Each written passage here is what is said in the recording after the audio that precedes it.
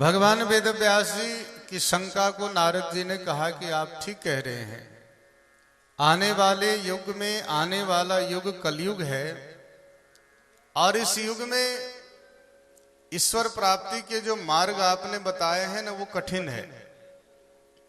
ध्यान से सुनना। भगवान वेदव्यास जी ने कहा कि वर्ण आश्रम धर्म का पालन करना चाहिए। कलयुग में यदि आपकी आयु 100 वर्ष की है तो 25 वर्ष तक ब्रह्मचर्य आश्रम का पालन करना चाहिए। 25 से 50 वर्ष तक गृहस्थ आश्रम का पालन करना चाहिए। 50 के बाद वानप्रस्थ आश्रम।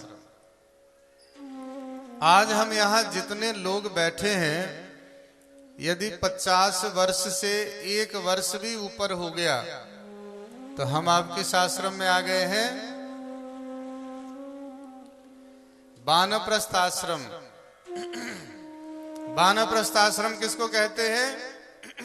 वानप्रस्थ आश्रम कहते हैं कि थोड़ा घर में रहिए, थोड़ा तीर्थ में रहिए, थोड़ा सत्संग में रहिए, थोड़ा धर्म पुण्य के कार्य में रहिए।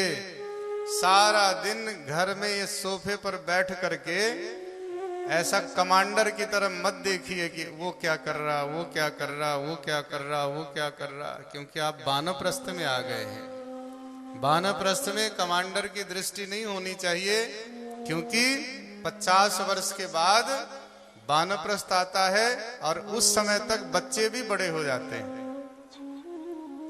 50 वर्ष की आयु के बाद बच्चे बड़े होते हैं, उनका ब्याह शादी होता है, पोते पोती घर में आ जाते हैं।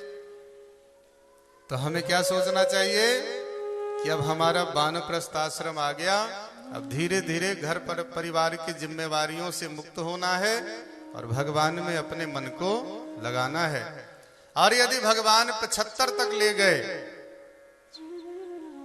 तो समझ लेना उसके बाद सन्यास आश्रम, सब कुछ छोड़ दीजिए।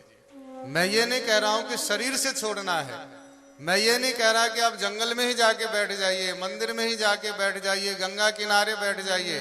मैं ये कह रहा हूं कि घर में रह करके मन से सब कुछ छोड़ दीजिए।